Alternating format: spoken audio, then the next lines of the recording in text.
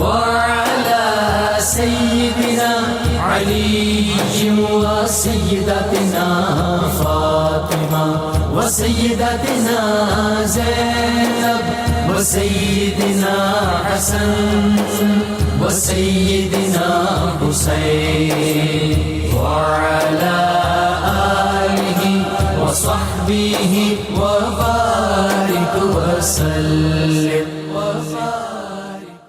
اللهم صل على سيدنا ومولانا محمد صاحب التاج والمعراج والبراق والعلم دافع البلاء والوباء والقحط والمرض والألم اسمه مكتوب مرفوع مشفوع منقوش في اللوح والقلم سيد العرب والعجم اسمه مقدس معطر مطهر منور في البيت والحرم شمس الضحى بدر الدجى صدر العلا نور الهدى كهف الورى مصباح الظلم جميل الشيم شفيع الأمم صاحب الجود والكرم والله عاصمه وجبريل خادمه والبراك مركبه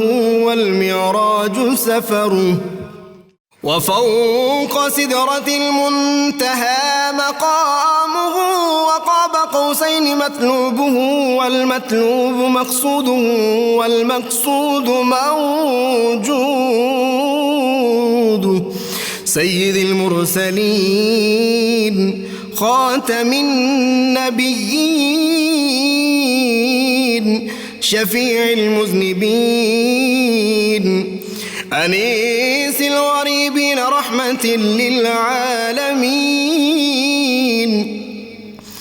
راحة العاشقين مراد المشتاقين شمس العارفين سراج السالكين مصباح المقربين محب الفقراء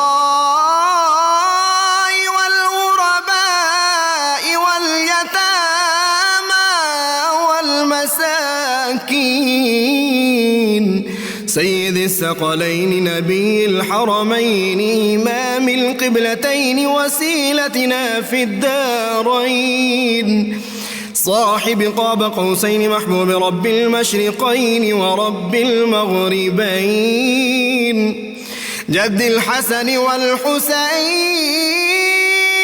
مولانا ومولى الثقلين سيدنا أبي القاسم محمد بن عبد الله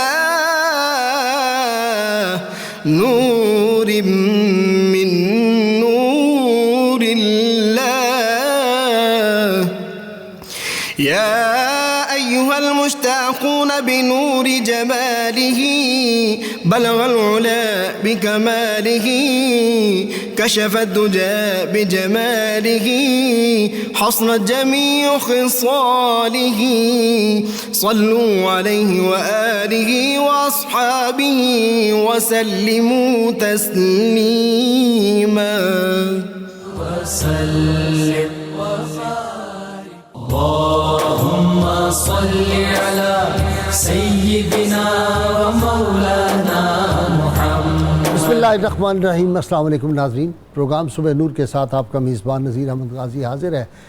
नाज़रीन किराम, हज़रत अबू अनीस मोहम्मद बरकत अली साहब रहमहुल्लाह की मशहूर तालीफ़ अस्माउन नबी अल करीम सल्लल्लाहु अलैहि वसल्लम से एक इसमें मुबारक पढ़ने की सआदत हासिल कर रहा हूँ। सैयदना अल मुहिब्बु सल्लल्लाहु अलैहि वसल्लम, हमारे सरदार मोहब्बत फरमाने वाले, दुरूद व सलाम भेजे अल्लाह आप सल्लल्लाहु अलैहि वसल्लम, आपकी आले पाक और आपके सहाबा किराम पर।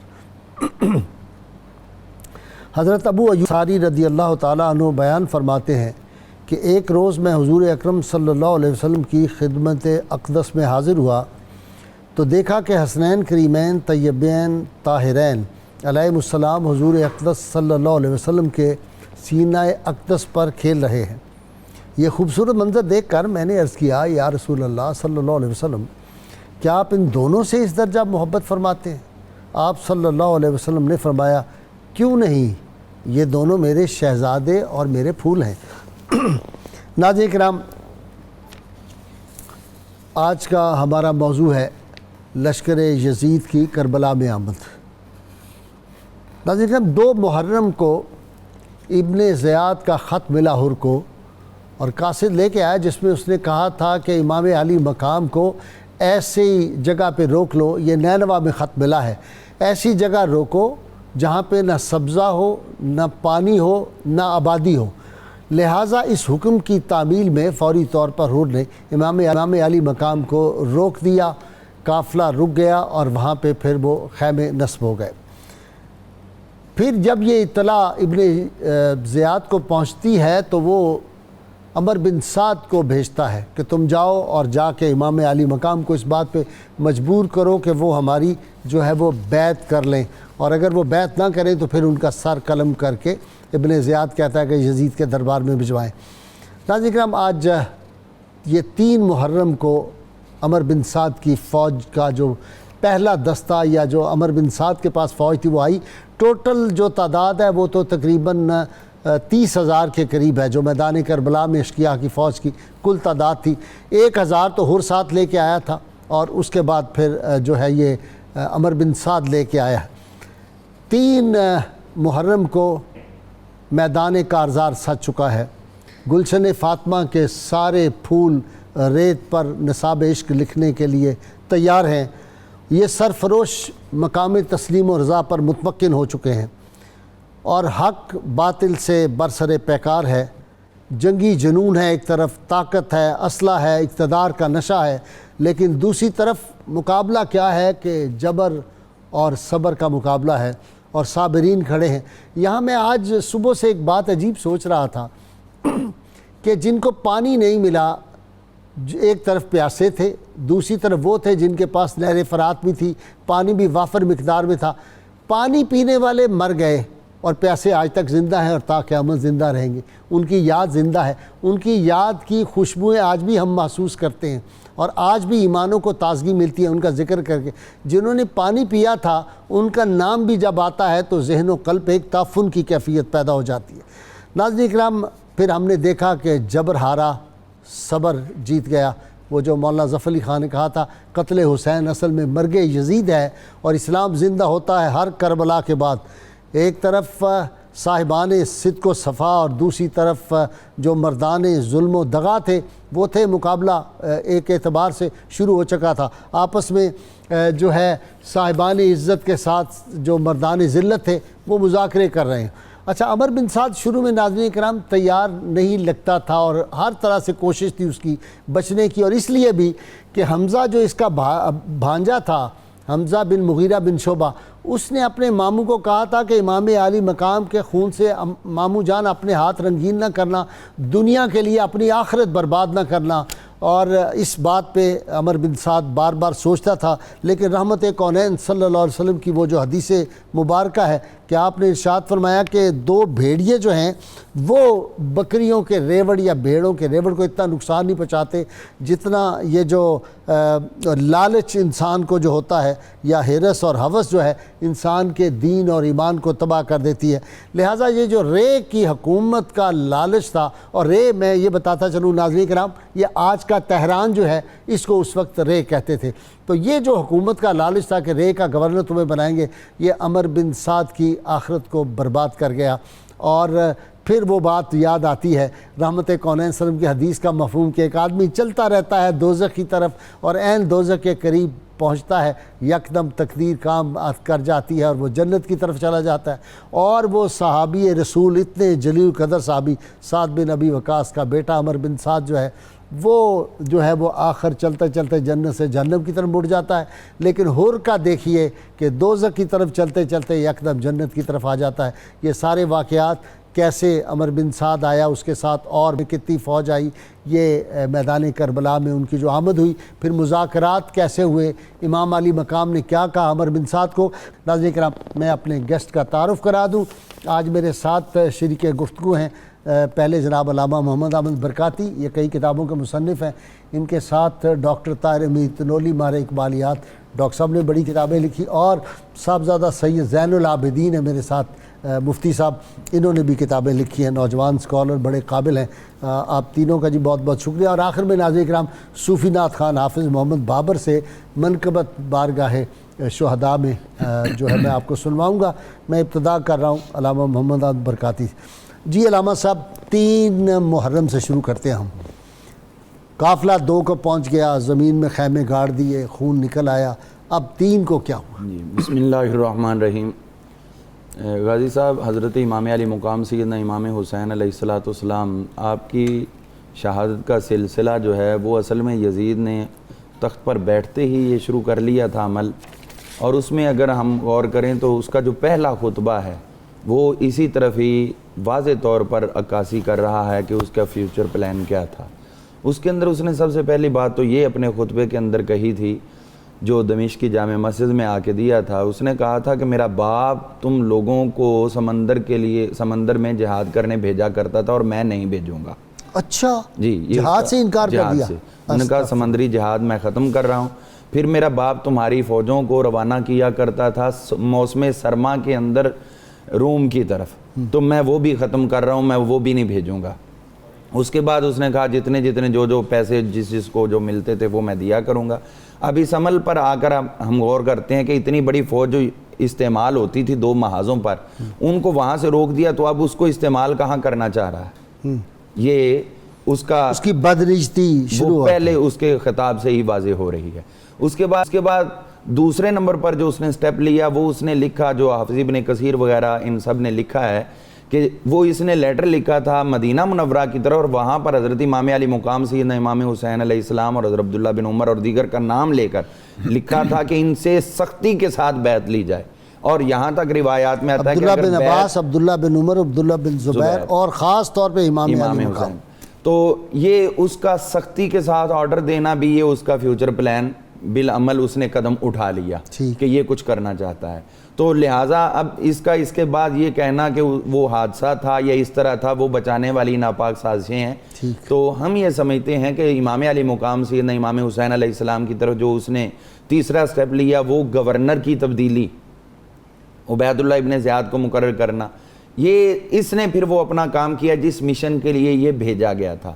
تو ذو حسم جگہ پر پہلا جو 1000 کا دستہ پہنچا حر کی قیادت میں، تو اس نے آپ کا محاصرہ کیے رکھا۔ تو رات کا ٹائم ہوا تو اس نے حر کے دل میں آ بھی گیا اور اس نے کہہ دیا کہ آپ اتر جائیں اور رات کو نکل جائیں، میں صبح، مجھے چونکہ علاقہ محدود دیا گیا تو میں ادھر ہی گشت کر کے واپس لے جاؤں کہ ہمارے علاقے سے وہ نکل گئے، اب جواب دے دوں گا۔ لیکن قدرت جو ہے اس نے لانا تھا کربلا کی طرف، تو اب قادسیہ کی طرف جانے کا آپ نے ارادہ فرمایا، تو قادسیہ کی طرف جانے کی بجائے وہ کربلا کے اندر پہنچ گئے۔ عمر بن سعد جو ہے اس کے ساتھ واقعہ گیا تھا رہ کی حکومت کا۔ اب اس میں یہ ہوا کہ جب فیصلہ کر لیا گیا کہ اس کو بھیجنا ہے، گھر میں آیا، اس کے 2 بیٹے تھے، چھوٹا بیٹا اس کو سمجھا رہا ہے کہ ابا جی نہ جائیں، اور بڑا بیٹا کہہ رہا ہے کہ ضرور جائیں۔ اچھا، ہاں جی۔ اور اس کے بعد اس کا ایک بھانجا تھا، تو اس بھانجے نے بھی، جی حمزہ بن مغیرہ نے بھی اصرار کیا کہ آپ جو ہے وہاں پر نہ جائیں، ضلالت ہوگی ہمیشہ کے لیے اور یہ ہم حضور صلی اللہ علیہ وسلم کی نگاہ سے گر جائیں گے۔ یہ سب کچھ ہوا، اور پھر یہ بھی ہوا کہ اس نے کہہ بھی دیا جا کے عبید اللہ ابن زیاد کو کہ میں نہیں، لیکن وہ لالچ جو ہے وہ عہد کر آیا۔ اب اس کے اندر یہ چیز ہوئی کہ بہت سے لوگ جو تھے وہ جس لشکر کو روانہ کیا جا رہا تھا عمر بن سعد کو 6000 دے کر، اس میں سے لوگ کھسک رہے تھے، چھاؤنی سے بارڈر جو انہوں نے کینٹ بنایا ہوا تھا وہاں سے نکل رہے تھے تاکہ ہم ادھر نہ جا سکیں۔ تو ایک ایسا ہوا شامی شخص جو ہے وہ کوفہ کے اندر آیا، تو اس کو پتہ چلا، اس نے کہا کہ اس کو لاؤ پکڑ کے، اس کو لایا گیا اور اس کو کوفہ کے بازار میں لا کر قتل کروایا، یہ کہہ کر کہ جو ہمارے حکم کی نافرمانی کرے گا اس کی یہ سزا ہوگی۔ تو اس کو سب کے سامنے قتل کروایا، اور دوسرے لوگ پھر اس سے جو ہے مزاحمت ختم ہوئی، ڈر گئے، اور ڈرنے کے بعد جو ہے وہ لوگ ادھر روانہ ہوئے۔ 5000 پہلے یہ لے کر آیا، اس کے بعد جو ہے وہ 4000 کا لشکر دستہ ایک الگ بھیجا گیا حسین بن نمیر کی قیادت میں 4000 کا الگ 4000 22,000 تک، جو شاہ عبدالعزیز محدث دہلوی رحمۃ اللہ علیہ سمیت دیگر ہمارے اکابرین نے لکھا ہے 22,000، اور اس کے بعد 33,000 تک کی روایات جو ہیں وہ ملتی ہیں کہ اتنے لوگ آ گئے۔ اب کیوں آئے؟ یہ تو رپورٹنگ ہو چکی تھی پہلے ہی کہ وہ تو صرف 72 افراد بلکہ 72 سے بھی کم تھے اس وقت، باقی کئی مصاحبین جو ہے وہ ان کی رپورٹنگ کے بعد شامل ہوئے۔ تو اب ظہور کے ساتھ جو 8-7 آدمی آئے اس کے یہ سارے لوگ تو بعد میں ایڈ ہوئے، تو اب چند ایک لوگ ہیں اور ان کے لیے اتنی فوج در فوج اور پے در پے بھیجا جا رہا ہے۔ تو تھوڑا پیچھے جا کے دیکھیں تو ہمیں پتہ چلتا ہے کہ حضرت امام مسلم بن عقیل کو شہید کرنے کے لیے شہر کے اندر پہلے 100 بندہ بھیجا گیا، اور اس کے بعد پھر تعداد بڑھتے بڑھتے 700 تک پہنچ گئی۔ وہ جو ابن زیاد نے کہا کہ وہ جو اس کا گورنر آگے لڑ رہا تھا کمانڈر، اس نے کہا یہ کوئی سبزی فروش ہے، یہ اہل بیت اطہار کے خاندان کا فرد ہے۔ تو یہ چیز واضح کر رہی ہے کہ ان کے اوپر ان ہستیوں کا خوف کس قدر غالب تھا کہ ان کو مسلسل دستے روانہ کر کے وہ سمجھ رہے تھے کہ شاید ابھی بھی ہماری فوج کم جا رہی ہے۔ تو اب دیکھیے کہ اگر یہ باقاعدہ تیاری کے ساتھ جنگ ہوتی، امام علی مقام بھی جو ہے اپنے خدام کے ساتھ آتے، تو اس کے بعد پھر ان کا مدینہ اور مکہ سے لے آتے نا، اور عبداللہ بن زبیر کے ساتھی آ جاتے تو دیکھتے ہم کیسے یہ جیتتا ہے۔ اللهم صل على سيدنا ومولانا محمد وعلى سيدنا علي وسيدتنا فاطمة وسيدتنا زينب وسيدنا حسن وسيدنا حسين وعلى آله وصحبه وبارك وسلم اللهم صل على سيدنا ومولانا محمد وعلى سيدنا علي وسيدتنا فاطمة وسيدتنا زينب وسيدنا حسن وسيدنا حسين وعلى آله وصحبه وبارك وسلم۔ اچھا جی ڈاکٹر صاحب، یہ جو ڈاکٹر تنولی صاحب، ایک آتا ہے کہ جی امام علی مقام نے جب ہوا تو ابن زیاد نے کہا کہ پہلے ان سے پوچھو یہ کیوں آئے ہیں، تو عمر بن سعد جو جاتا ہے تو وہ کہتے ہیں کہ 3 شرائط، تو یہ مجھے 3 شرائط میں پہلی والی تو لگتی ہے کہ ٹھیک ہوگی کہ مجھے واپس جانے دیا جائے۔ یہ جو ایک بیچ میں کتابوں میں لکھا ہوا ہے کہ یا یزید کے ہاتھ میں اپنا ہاتھ دوں جا کے، اور یا مجھے محاذ پہ بھیج دیا جائے، یہ بات کچھ مجھے کوئی اتنی اپیل نہیں کرتی۔ ممکن ہے آپ کی کیا؟ جی بھائی صاحب، جس طرح آپ ارشاد فرما رہے ہیں، یہ جو دوسری شرط تھی بنیادی طور پہ جب ہم ہسٹری میں دیکھتے ہیں، چونکہ ہسٹری میں جو چیزیں رپورٹ ہوئی ہیں اس کا ایک ورژن یہ ہے، آپ نے ارشاد فرمایا کہ میں خود جا کر یزید کے ساتھ معاملہ طے کروں گا۔ ٹھیک ہے، یہ نہیں تھا کہ میں اس کے ہاتھ میں نیگوشیٹ، ہاں، کہ اس کو جا کے میں سمجھاؤں۔ مقصود یہ ہے کہ میرا منصب یہ ہے کہ میں یزید سے 1 to 1 بیٹھ کے اس سے سمجھاؤں کہ اصل مسئلہ کیا ہے اور وہ کس ظلم کی طرف بڑھ رہا ہے اور کس صورتحال کی طرف جا رہا ہے۔ اور جہاں تک اس کی یہ تعبیر کرنا کہ بیعت ہے، تو وہ تمام آپ کے خطبات اس کی نفی کرتے ہیں۔ ٹھیک، یعنی جس طرح آپ نے سفر کا آغاز کیا، آپ دیکھیں کہ جب ہر کا لشکر آپ کے ساتھ چل پڑا تو آپ نے آگے جو خطبات آپ کے ملتے ہیں تو آپ نے فرمایا کہ ایک ایسے مرحلے پہ ہم داخل ہو چکے ہیں جب ہمارے اوپر ایک ایسا حکمران مسلط ہے جو حلال کو حرام اور حرام کو حلال کر رہا ہے، اللہ کی حدود کو پامال کر رہا ہے، اور جس نے مال غنیمت کو ذاتی مال سمجھ لیا ہے، اور جس نے امت کی عزت اور ہر چیز کو داؤ پہ لگا دیا ہے، ایسے شخص کی موجودگی میں اگر امت غیرت نہیں کرتی تو وہ دنیا اور آخرت میں اللہ کے عذاب کی مستحق ہوگی۔ تو سب سے زیادہ مستحق میں ہوں کہ میں غیرت دینی کا مظاہرہ کروں۔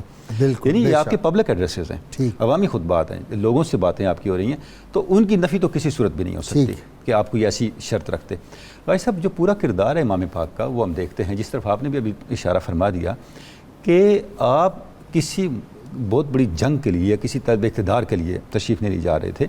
بنیادی طور پہ وہ جو دور جاہلیت کی طرف رجوع کا سفر شروع ہو چکا تھا، اس سفر کو روکنا مقصود تھا، اس تعصب کو روکنا مقصود تھا کہ وہ دور جاہلیت کے بت جن کو آپ صلی اللہ علیہ وسلم نے خود پہ حجۃ الوداع میں اپنے قدموں تلے فرمایا تھا میں آج روند رہا ہوں، وہ چیز اوت کر رہی تھی، صحیح، وہ پھر لوٹ رہی تھی. یعنی پورا تاریخ انبیاء کا سفر جس کو منزل پہ پہنچایا ذات رسالت مآب صلی اللہ علیہ وسلم نے، اور پھر آگے خلافت راشدہ دیکھیں، اس کی ہمیں کنٹینیوٹی نظر آتی ہے.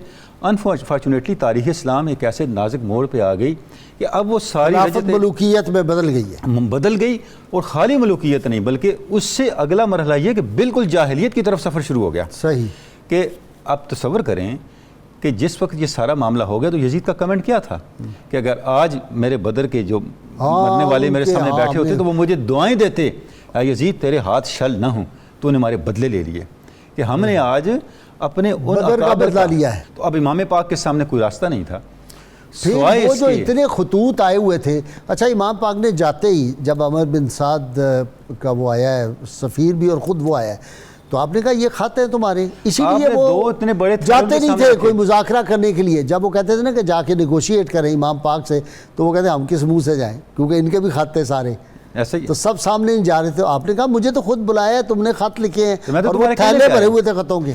اچھا غازی صاحب، اب یہ بھی دیکھیں کہ جب امام پاک نے اس دینی بغاوت کے خلاف جد و جہد کا آغاز فرمایا تو آپ اپنے ساتھ کو لشکر لے کے نہیں چلے، ہاں، آپ ان لوگوں کی دعوت پہ چلے جنہوں نے آپ کو بلایا تھا. یعنی آپ تصور کریں کہ اس دور میں بھی جب کہ پبلک ول کا کوئی کنسیپٹ نہیں تھا. اچھا، مفتی زین العابدین صاحب، امام پاک نے میسج بھیجا کہ آئے عمر بن سعد میں اس سے بات کرنا چاہتا ہوں. وہ رات کی تاریکی میں آیا، اپنے صاحب جو بھی اس کے ساتھ تھے فوجی چند، امام پاک بھی اپنے ساتھیوں کو، پھر آپ نے کہا الگ ہو جاؤ تم بھی، اس کے ساتھی بھی الگ ہو گئے. آپ الگ جا کے ایک کونے میں بیٹھ گئے دور، اور دونوں نے بہت دیر تک آپس میں گفتگو وغیرہ مذاکرات کیے. کہتے ہیں واپس آ کے عمر بن سعد نے کہا کہ کچھ امید پیدا ہو گئی ہے کہ ہم بچ جائیں امام علی مقام کے خون سے اپنے ہاتھ کو رنگین کرنے کے، بچ جائیں کہ اب یہ شکنجے میں آ گئے، ہم سے بھاگنا چاہتے ہیں، پکڑ لیں ان کو. اور وہ پھر خط آیا کہ یہ تم کیا نرمی کر رہے ہو جی. بسم اللہ الرحمن الرحیم، صلی اللہ علی النبی الامین وعلی آلہ وصحبہ اجمعین.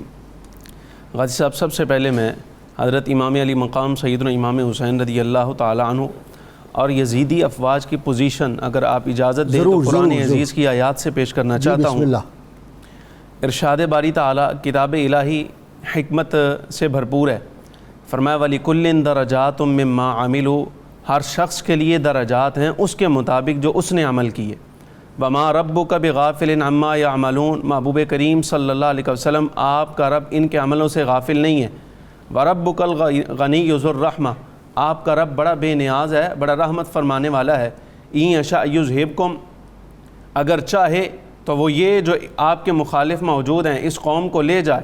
وَيَسْتَخْلِفْ مِن بَعْدِكُم مَّا يَشَاءُ كَمَا أَنشَأَكُم مِّن ذُرِّيَّةِ قَوْمٍ آخَرِينَ، اور دوسری اقوام میں سے ایسے لوگ لے کے آئے جو حمایت کرنے والے ہوں اور دین کے مطابقت کرنے والے ہوں.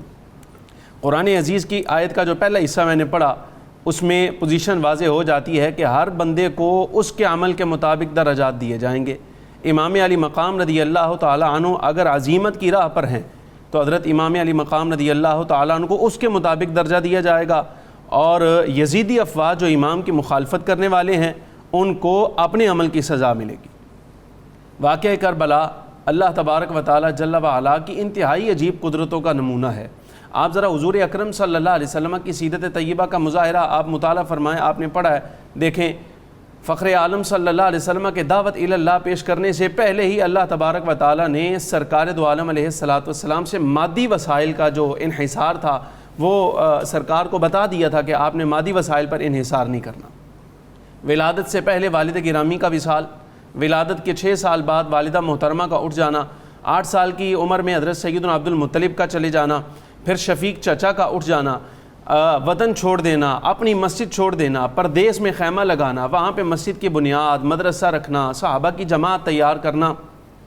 پھر اس کے بعد اللہ تبارک و تعالیٰ نے یہ سارے معاملات اس لیے فرمائے، یہ اللہ کی قدرت اور منشا تھی کہ مادی وسائل سارے لے لیے جائیں، لیکن فتح مکہ کی صورت میں اللہ تبارک و تعالیٰ نے جو عظمت حضور اکرم صلی اللہ علیہ وسلم کو فرمائی، عطا فرمائی، وہ سرکار کا حصہ ہے.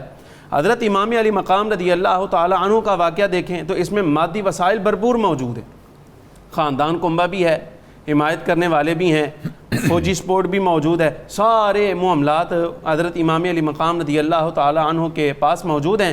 لیکن اس کے باوجود اللہ کی رضا یہ ہے کہ حضرت امام علی مقام رضی اللہ تعالی عنہ سر بھی پیش کریں گے، خاندان اور کنبہ بھی پیش کریں گے.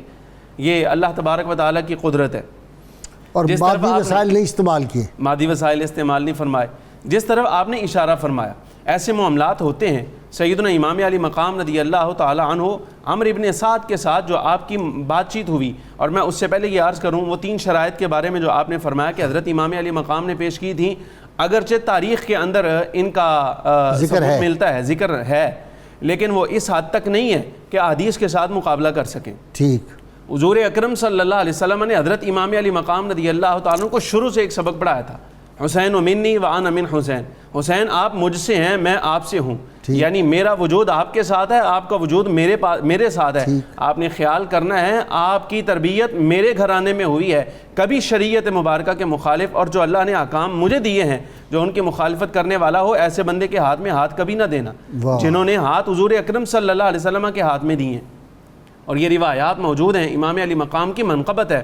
وہ لوگ جن کو حضور اکرم صلی اللہ علیہ وسلم نے عدم بلوغت کے اندر بیعت فرمایا تھا، امام حسن تھے، حضرت امام حسین تھے، حضرت عبداللہ بن جعفر، ابن عباس تھے. اس کے علاوہ حضور نے کسی کو بیعت نہیں فرمایا. وہ اس لیے تاکہ ان کو یہ سبق مل جائے کہ آپ کے ہاتھ اتنی بڑی ذات کے ہاتھ میں ہے. اللهم صل على سيدنا ومولانا محمد وعلى سيدنا علي وسيدتنا فاطمة وسيدتنا زينب وسيدنا حسن وسيدنا حسين وعلى آله وصحبه وبارك وسلم. اللهم صل على سيدنا ومولانا محمد وعلى سيدنا علي وسيدتنا فاطمة وسيدتنا زينب وسيدنا حسن وسيدنا حسين وعلى آله وصحبه وبارك وسلم. جی علامہ صاحب آپ بات اپنی مکمل کریں. جی جو آپ نے میں یہ اسی بات کو آگے مزید لے کے چلتے ہیں جو ابھی سوال ہو گیا کہ ادھر سے کتنے لوگ کس طرح آپ کے پاس آئے. کچھ ایسے لوگ تھے جو آپ کے پاس یزیدی لشکر میں سے آتے رہے اور دائمی جو ہے وہ جنگ شروع ہونے سے پہلے دائمی لعنتیں انہوں نے اپنے گلے میں ڈال لی. ان میں ایک شخص جو تھا وہ آپ کی خدمت میں حاضر ہوا اور اس نے یہ تانا دیا کہ نعوذ باللہ جو آپ نے آگ جلائی ہے یہ آپ نے پہلے سے جلا لی اپنے لیے. تو آپ نے وہاں پر اس کے لیے یہ جملہ بولا کہ میرے خاندان کے لیے، یہ میرے لیے بول رہا ہے، یا اللہ اس کو پکڑ لے. تو اس کے گھوڑے نے اس کو وہیں پر اسی خندق کے اندر گرا دیا. اس کے بعد دوسرا شخص آیا، اس نے یہ گمان کیا کہ وہ پہلا اتفاقاً گر گیا ہے، تو اس نے آ کر پھر یہ کہا، وہی آگ والا تانا دیا. تو وہ جب آپ نے بددعا یہ جملہ بولا تو وہ وہاں پر دور گیا تو گھوڑے سے وہ گھوڑا اس کا اچھلا تو پاؤں اس کا رکاب میں اٹکا اور اس نے لا کر اسی آگ کے اندر اس کو گرا دیا. ٹھیک.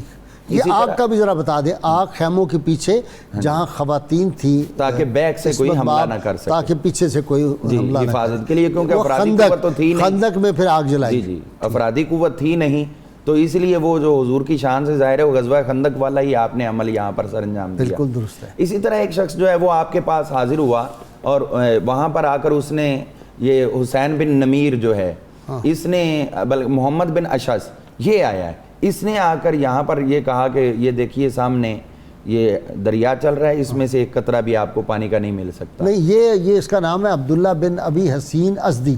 ہاں جی نہیں اس نے کہا کہ آسمان پہ بھی پانی ہے، وہ بھی میں فرات. اچھا ٹھیک. ہاں جی یہ دو تین واقعات ہیں دونوں کے اس طرح کے واقعات. پہلے بھی میں نے آگے بھی دو پیش کیے ہیں اور اس کا بھی. ٹھیک. اس نے پھر یہ کیا، یہ اس نے کہا تھا جیسے ہی تانا دیا تو پھر آپ نے وہاں پر بددعا کی، یا اللہ اس کی ضلالت. اچھا خلاف بد دعا کہیں، ابھی دعا خلاف دعا کہیں، چلیں ان کے خلاف دعا کی. بد دعا کا بد کا لفظ امام صاحب کے ساتھ نہیں ہم نے لگا. ٹھیک ہے بالکل. جی تو اس طرح پھر یہ وہاں سے جب جانے لگا تو بچھو نے ڈنگ لگایا اور اپنے گن کے اوپر خود خود ہی گر گیا اور غلاظت آلودہ ہو گیا اور وہاں پر چیخ چیخ کر جو ہے یہ واصل جہنم ہو گیا. تو اس طرح مختلف لوگ. ابو شاہسا ایک شخص تھا, اس نے یہ خیال کیا تھا کہ نعوذ باللہ مجھے موقع ملے تو میں امام پاک کو شہید کروں اور ان کا سار اتار کر عبید اللہ ابن زیاد کے پاس لے کے جاؤں. لیکن جب اس نے دیکھا کہ اتنے لوگوں کے حشر ہو رہے ہیں تو اس کو یہ ہوا کہ اس نے فوری طور پر وہ سارا معاملہ چھوڑا اور وہاں سے میدان جنگ سے نکل کر وہ واپس کوفہ کی طرف چلا گیا کہ بھی یہ تو سارا کام اللہ تعالیٰ کی تائید کسی اور طرح شامل ہے اور ہم کوئی اور کام کر رہے ہیں. تو اس طرح یہ مختلف ظاہری معاملات کچھ اور. اچھا جی ڈاکٹر صاحب وہ بڑا دلچسپ ہے, یہ جو عبداللہ بن ابی حسین ازدی تھا نا, اس نے کہا آسمان پہ پانی ہے, یہ فرات ہے, تمہیں ایک قطرہ پانی کا نہیں دوں گا اور تم پیاس سے تڑپ تڑپ کے مر جاؤ گے. امام علی پاک نے ہاتھ اٹھائے اور کہا یا اللہ کریم اس کو ہرگز نہ بخشنا, اس کو پیاس کی حالت میں مارنا. وہ کہتے ہیں اس کو ایسی بیماری ہوئی کہ وہ پانی پیتا تھا, کہا کرتا تھا پانی سارا نکل جاتا تھا, کہتا تھا کہ لتش لتش, پھر پانی آتا تھا, پھر پلاتے تھے, پھر کہا کرتا تھا, اسی حالت میں مر گیا. بھائی صاحب یہ جس پہلو پہ ہم آ گئے ہیں بالکل جو واقعہ کربلا کا یہ ایک نادر پہلو ہے. اچھا, اللہ رب العزت نے امام پاک کے قتل میں شامل ہونے والے ہر شخص کو نشانہ عبرت بنا دیا. ہاں اب دیکھیں خلیفہ عبد الملک اپنے قصر عمارت میں بیٹھا تھا کوفہ کے اندر, تو اس کے سامنے مصعب ابن زبیر کا سر لایا گیا. تو وہاں بیٹھے بیٹھے اس کے دربار میں عبد الملک بن عمر لیسی تھا, وہ ہنس پڑا. اچھا, تو خلیفہ عبد الملک نے کہا تم اس موقع پہ کیوں ہنس پڑے, ہنسنے کا موقع ہے. اس نے کہا میں اللہ کی قدرت دیکھ کے ہنس پڑا. تو عبد الملک خلیفہ نے پوچھا کیسے؟ تو عمر لیسی نے کہا یہی میرے سامنے امام پاک کا سر آیا عبداللہ ابن زیاد کے سامنے. اچھا, یہی میرے سامنے عبداللہ ابن زیاد کا سر آیا مختار ثقفی کے سامنے. ہو یہی میرے سامنے مختار ثقفی کا سر آیا مصعب ابن زبیر کے سامنے. اور آج یہی میرے سامنے مصعب ابن زبیر کا سر ہے تمہارے سامنے. وہ اٹھ کھڑا, اس نے کہا اس قصر کو خالی کر دو, یہ منحوس ہے. ایسا نہ ہو کہ کل میرا سر کسی کے سامنے رکھا. اقتدار ہے تھوڑے سے لے کے پورے تک, میں دنیا کے لحاظ سے عرض کرتا ہوں, یعنی چاہے آپ کی کرسی کا جو رقبہ ہے تھوڑا ہے یا پوری ریاست تک پھیلا ہوا ہے, اس کا ایک اپنا نشہ اور اپنا ایک اثر ہے.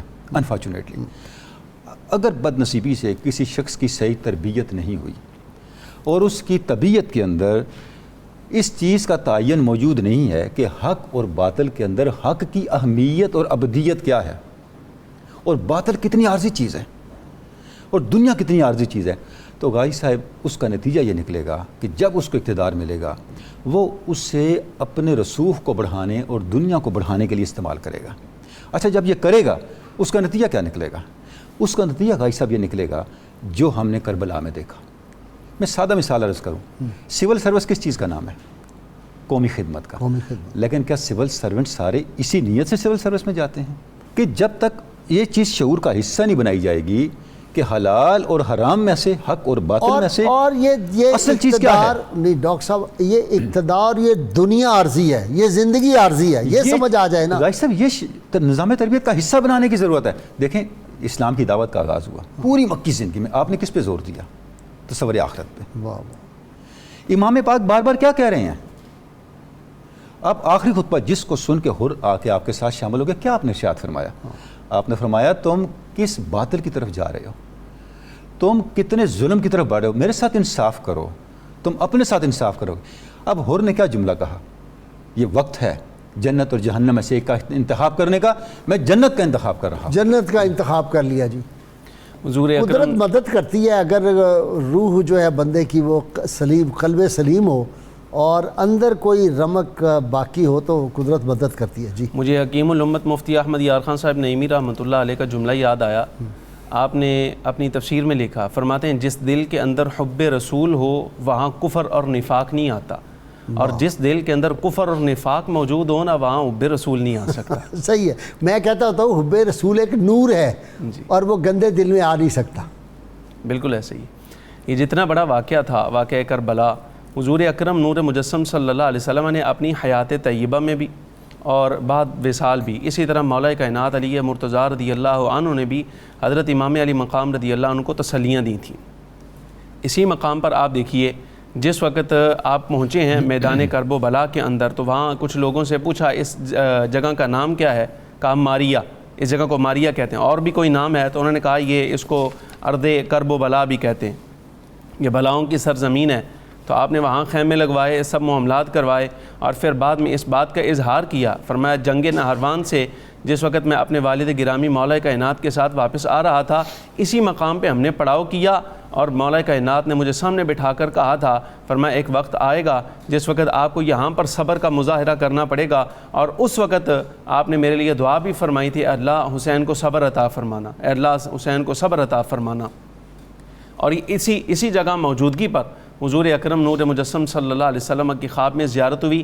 سیدہ زینب رضی اللہ تعالی عنہا سے حضرت امام علی مقام نے یہ خواب بھی بیان فرمایا کہ حضور اکرم صلی اللہ علیہ وسلم تشریف لائے ہیں، اور حضور فرما رہے ہیں کل آپ ہمارے پاس تشریف لے آئیں گے، یعنی رات کو۔ وہ کون سے تھے کہ شمر نے آ کے کہا کہ میں آپ کے لیے امان لایا ہوں ابن زیاد سے، آپ ہمارے بھانجے اور رشتہ دار محمد کے لیے کہا؟ اچھا۔ تو اس میں جو ہے نا جی، وہ یہ عرض کرنا ضروری ہے کہ الحسین منی وانا من الحسین، یزید نے یہ کانسیپٹ جو ایک قائم کر لیا تھا خاندانی وراثتی حکومت کا، اس نے اس کو انتہا تک پہنچانا تھا۔ اور امام پاک آپ دیکھیے جب اس کا لیٹر پہنچا ہے مدینہ منورہ میں، تو امام پاک نے اس پورے معاملے کو خلافت راشدہ کی طرف منتقل کرنے کے لیے تجویز دی تھی۔ گورنر مدینہ کو آپ کہنے لگے، فرمانے لگے کہ بلائیں آپ اہل مدینہ کو، لوگوں کو بلائیں، وہ اپنی رائے دیں، یعنی خلیفہ کا انتخاب رائے کے ساتھ ہوتا ہے، کھونسنے کے ساتھ نہیں ہوتا۔ اس معاملے کو آپ خلافت راشدہ کی طرف لے جانا چاہتے تھے، اور وہ کیسر و کسریٰ کے کردار کی طرف لے جانا چاہتا تھا، تو اسی لیے وہ سمجھتا تھا کہ یہ مجھے ہر حال میں امام پاک کے خلاف لڑنا پڑے گا، اور اگر یہ کربلا نہ ہوتی تو اس نے کہیں نہ کہیں اور یہ محاذ گرم کرنا تھا، کیونکہ امام پاک نے تو اپنے موقف سے پیچھے نہیں ہٹنا تھا، اور اس کا لازمی حل اس نے اور اس کے بعد عبداللہ بن زبیر کے ساتھ جو کچھ ہوا وہ ہمارے سامنے ہے۔ علامہ صاحب بہت شکریہ آپ کا بھی، ڈاکٹر صاحب آپ کا، مفتی صاحب آپ کا۔ اللہم صلی علی سیدنا و مولانا محمد وعلی سیدنا علی و سیدتنا فاطمہ و سیدتنا زینب و سیدنا حسن و سیدنا حسین وعلى آله وصحبه وبارك وسلم اللهم صل على سيدنا ومولانا محمد وعلى سيدنا علي وسيدتنا فاطمة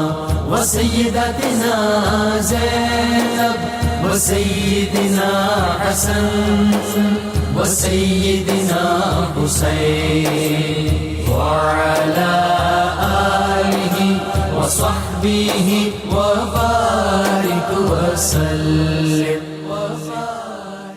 کتاب الشفاء سے جی عذاب قبر سے حفاظت کا یہ نسخہ ہے۔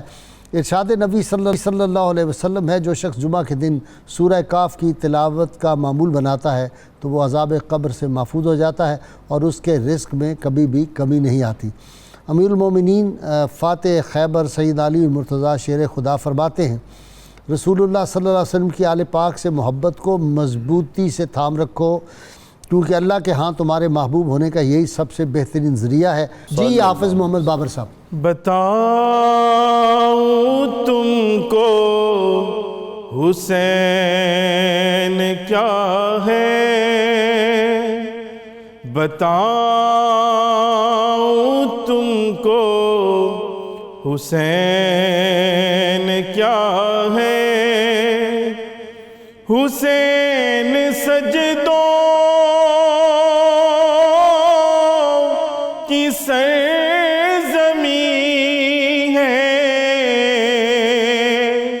حسین رفعت کا آسماں ہے، حسین دل ہے، حسین جاں ہے، حسین قرآن کی زبان وفا ہے، بتاؤں تم کو حسین کیا ہے۔ حسین زخموں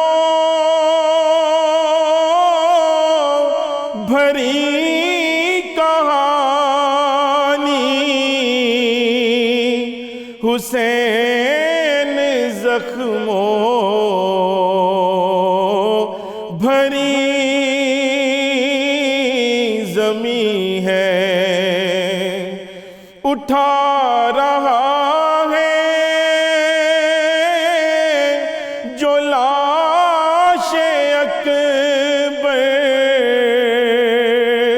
حسین بوڑھا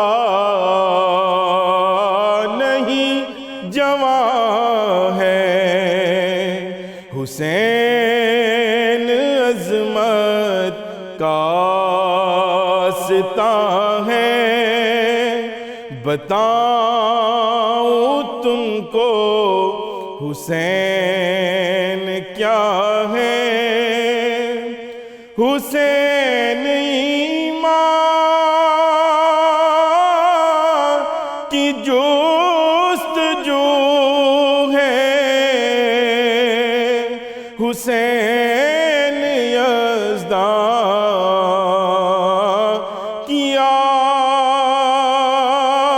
آبرو ہے، حسین تنہا تھا کربلا میں، حسین کا ذکر چار سو ہے، حسین کا حوصلہ نہ پوچھو، حسین تنہا ڈٹا ہوا ہے، بتاؤں تم کو حسین کیا ہے۔ حسین موجوں کا ایک سمندر، حسین ٹوٹے دلوں کے اندر، خدا کی بخشش بھی خیر مظہر ہے، حسین کی